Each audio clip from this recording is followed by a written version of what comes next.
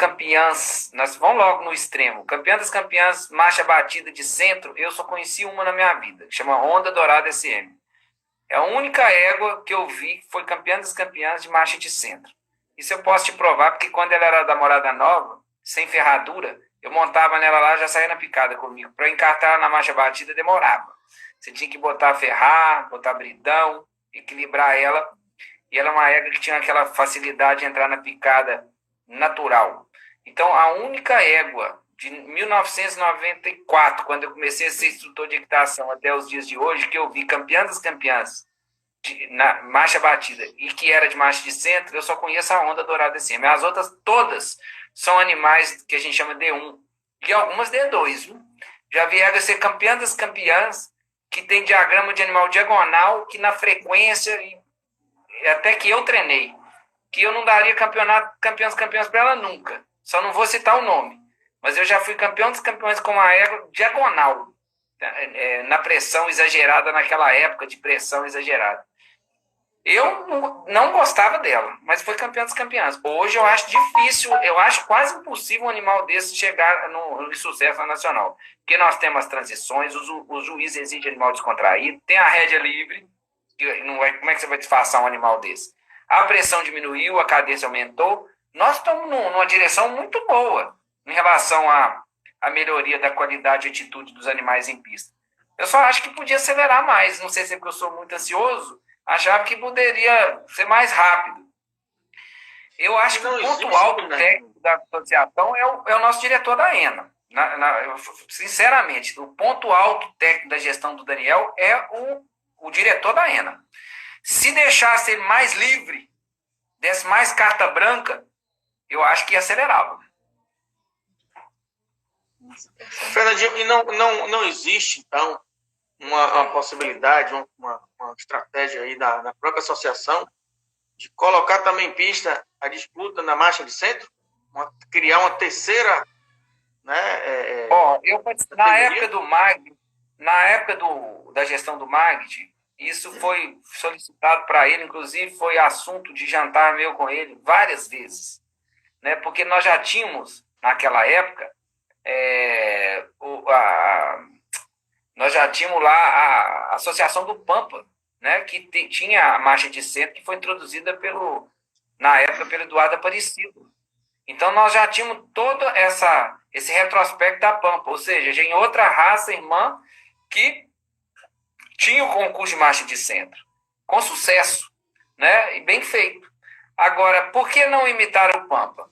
Porque na época que isso foi solicitado, os criadores de picada não queriam, né? Foi várias vezes o Magdi falou comigo, é importante, eu falei, eu acho que sim, também, mas aí vem a parte comercial. Os criadores naquela época de marcha de picada não queriam. Eles queriam marcha de centro para a semente para um picada de qualidade. Então, na cabeça de muitos criadores de picada naquela época, se você fizesse um concurso de marcha de centro, você ia enfraquecer a marcha picada, porque você ia distribuir, né, mais uma marcha, e o que ia acontecer na prática? Vários criadores que tivessem o cavalo de marcha de centro não iam mais colocar na marcha picada. Vale salientar que marcha de centro para picada, que você coloca na picada, você não está encartando ele, não. O cavalo de marcha de centro, ele pica na natureza, conforme a atitude que você colocar, se você acelerar e tal. Então, ele já faz a lateralização.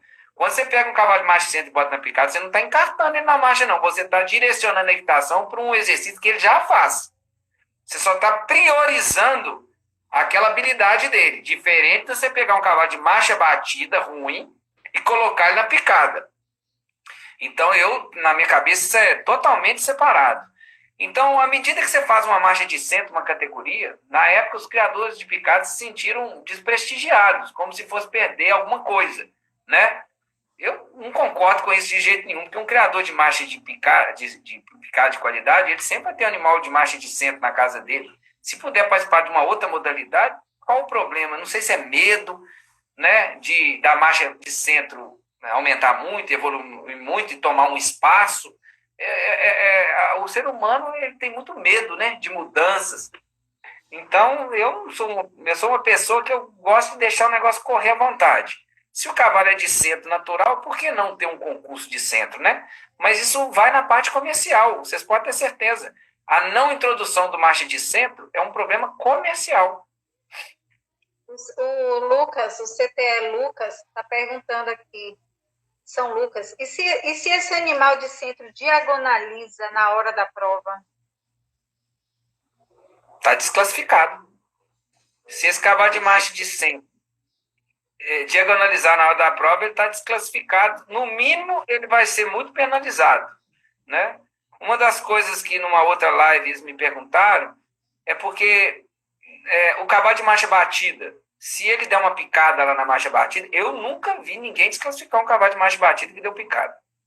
Por exemplo, quando o abrigo, eu teve uma nacional que eu levei o abrigo, D2, não sei se a maioria das pessoas conhece, ele deu uma volta inteira na gameleira de marcha picada. Inteira, não é 10 metros, não. E foi campeão de marcha, batida. O cavalo de marcha picada, se ele der 3 passos de batida na nacional, ele está desclassificado. Então, quer dizer, é 2 pesos e 2 medidas. Tem cavalo de marcha batida na nacional que sai de picada, demora 5 metros para encartar na marcha batida. E o juiz finge que não vê, entendeu? Eu não sei o que acontece. E tem uns até que gostam, entendeu? Então, é assim, são 2 pesos e 2 medidas. Repara para vocês verem. Nessa nacional, eu vi uns 10 cavalos de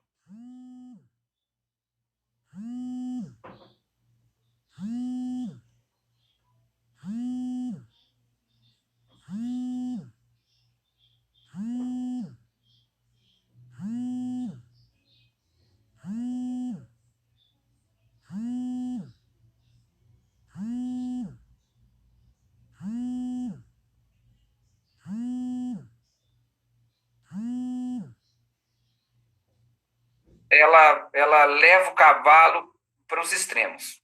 Então, se for um cavalo de centro, né, que está na picada, que você reuniu ele, botou ele na picada, se ele cansar, a tendência na lama, a tendência dele é voltar para o centro. Se é um cavalo que tem tendência de lateralizar, ele vai ficar andadura na lama. Então, a lama não existe a regra da lama é o extremo. Então, um cavalo de diagonal na lama, ele trota. Um cavalo que tem tendência para lateral na lama é da andadura. É por aí. Maravilha. Vamos mais uma pergunta aqui. Tá só aumentando a pergunta. É porque a turma não para. Graças a Deus, a turma está realmente muito boa a participação dessa turma maravilhosa aí. E a gente tem que procurar ao máximo atender, né? E aproveitar esse momento tão bacana aí com você para estar buscando mais informações aí com você, né, Fernandinho? Pois não. Fábio Valverde está perguntando, qual seria o animal bom de centro, ou mais chegado para o picado, ou mais para o batido? Bom é bom. Na classificação do diagrama de marcha mais simplória, você tem os cavalos nos extremos, o cavalo de andadura e o de trote, e no meio os cavalos de marcha. À medida que você vai aproximando do cavalo de trote, você tem D1, D2, D3, D4 já é o trote. Então é diagonal 1, 2, 3 e 4. O diagonal 1 é aquele que já está mais próximo da marcha de centro. O que acontece hoje? Que entre o D1 e o centro tem ali também várias subdivisões. Em relação indo do centro para andadura, é o contrário. Tem o L1, o L2, L3, L4 e o de andadura, que é o camelo, o cachorro filho e o cavalo ruim, né? Então, os animais que ganham, eu vejo que está entre o L1 e o centro, na marcha picada. E na marcha batida, entre o D1 e o centro. Então, isso é ali onde é a faixa dos campeões de diagrama, sabendo que a marcha tem vários outros itens, né?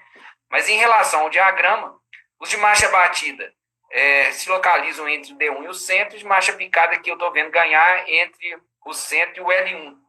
Então, na hora de você criar, né, você está procurando cavalo de pista, você tem também que cruzar esse cavalo ali nessa linha, entre o L1 e o centro com o L1.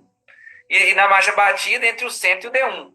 Se você sai muito fora disso, eu acho que você vai se afastar da zona ideal. Então, sabendo que tem outras coisas que você tem que avaliar, qualidade de movimento, comodidade, temperamento, tem milhões de coisas na margem, mais outros itens importantes aí. Mas quando você está pensando só no diagrama, você tem que concentrar sua direção nessa linha aí. Marcha picada do centro para o L1, marcha batida do centro para o D1. Se você trabalhar nessa linha aí, sempre você vai estar com cavalos bem naturais e genuínos nas duas modalidades. Maravilha. Teve uma pergunta aqui, Fernandinho, do Paulo, ele de Curitiba, e eu estou fazendo ele falando que está construindo agora o Aras dele agora, né? E nos piquetes, o que é mais recomendado? Ele botar com fio de arame liso ou com fio de arame farpado? Se não tiver a famosa cerca elétrica, que é o mais recomendado, né? Você ter uma cerca elétrica 1 metro afastado da cerca, o arame farpado é melhor que o arame liso. O arame liso é perigosíssimo. Agora, se você introduzir a cerca elétrica 1 metro adentro da cerca, aí qualquer arame que você usar não vai ter o problema. Você pode usar qualquer um. A cerca elétrica, hoje nós temos vários tipos de fios, inclusive aquela fita larga, que é mais visível para o cavalo, porque o cavalo às vezes não vê aquele fio elétrico fino. Então ele às vezes tem acidente por causa disso. Mas aquele fio mais largo, aquela fita elétrica, ela vai evitar muitos acidentes e vai ser o maior para-raio que você vai ter dentro da sua fazenda. Porque aqui na minha região, por exemplo, tem raio demais. E tem muito cavalo que morre de raio.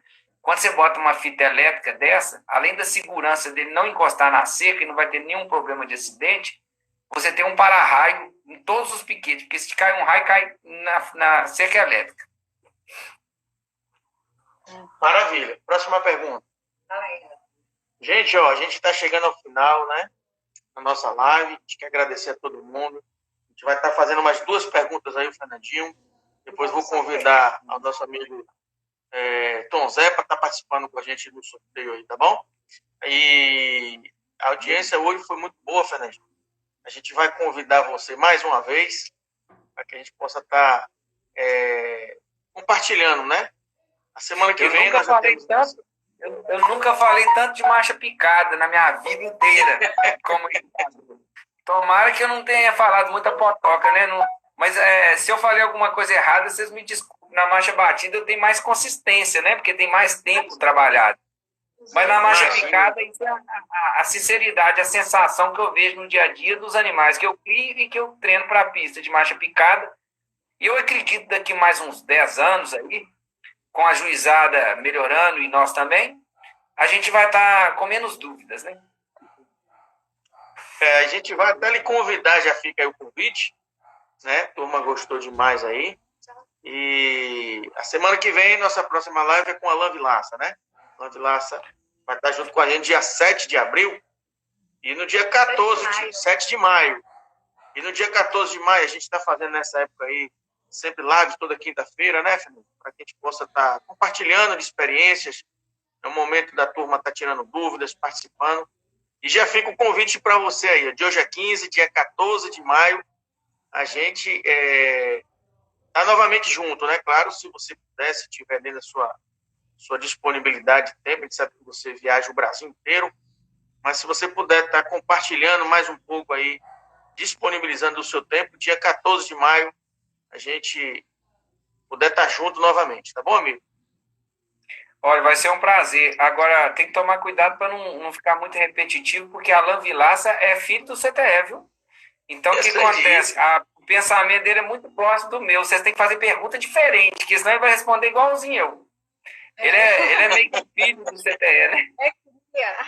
É cria. E Alain uma outra pessoa que eu acho importante convidar é o Geraldo, que é da consultoria no Aras do Yuli, que é das pessoas que trabalham lá no CTE, tem grande experiência e é um treinador excepcional, que dá muito resultado, muito estudioso, e é uma pessoa muito confiável do ponto de vista técnico para você fazer uma live com ele nesse sentido, de equitação. Treinamento de cavalo para a pista. Vamos estar convidando ele sim aí, quanto a gente puder estar, né? O objetivo nosso maior é levar informação, é compartilhar, né, com essa turma aí que a gente sabe que ama o Manga Larga Machador. É um sonho de muita gente criar o Manga Larga Machador, colocar um animal em pista. E essa é uma grande oportunidade de várias e várias pessoas poder estar tirando dúvidas, estar aprendendo um pouco mais com você, né? Como eu sempre aprendo. 10 minutos com você, realmente a gente aprende muito, muito mesmo. Parabéns. Mas vamos mais uma pergunta aí, que já estamos chegando, né? No nosso horário. Você também precisa descansar, que eu sei que amanhã é feriado e muita gente aí, né? Enfim, vamos aí, Isa, mais uma pergunta aí. Aqui eu saí da live sem querer, mas deu para ler aqui uma pergunta que fizeram: como faz para se montar um centro de treinamento? Repete para avô que falhou agora aqui a pergunta. Como faz para se montar um CTE? Para se montar um CTE, o que você precisa? E foi uma pergunta aqui, a gente que caiu aqui também, a pessoa que perguntou, mas a gente vai retornar aqui para ver a pessoa que perguntou, mas ela quer isso. Qual é o passo inicial? Como ela faz para montar um CTE? Ah, pois não. Os CTEs hoje são uma realidade, né? Em 2002, eu acredito que eu fiz o primeiro CTE muito, não vou falar uma cópia, mas muito próximo do que eu já tinha convivido na Espanha e em Portugal. Então, os CTEs aqui no Brasil são uma realidade, uma opção de treinamento para aquelas pessoas que entram na modalidade, compram os animais, não tem condição de ter um treinamento específico e um peão capacitado para tirar o potencial do cavalo. Então, a primeira coisa é a mão de obra boa, né? Uma mão de obra com cavaleiros que tem condição técnica de tirar o potencial dos animais. Depois viria as instalações, né? Hoje você consegue fazer um CTE muito bom numa área de 6 hectares, né? Onde você pode ter as baias, os piquetes, a pista. Se Deus quiser, tem um lugar também para você trabalhar o cavalo no exterior. E basicamente, o mais importante não são as instalações. As instalações podem ser simples, né? Mas um cavaleiro capacitado, a equipe também muito importante ali da limpeza das baias. E talvez também hoje seja importante muito a parte dos exercícios complementares, um redondel mecânico ou esteira não é muito nossa realidade, que é muito caro. E hidroginástica, se puder, é um grande passo. Mas começa pelo redondel mecânico, as instalações de baia boa, piquete e principalmente a mão de obra capacitada. Maravilha. Agora a gente vai para a última pergunta mesmo, viu? Porque ela tem a ver, né, com o CTE, porque uma pessoa falou aqui, o Felipe, primeiro tem que ser um bom peão, né, para ter um CTE, ou ter um bom peão, né, e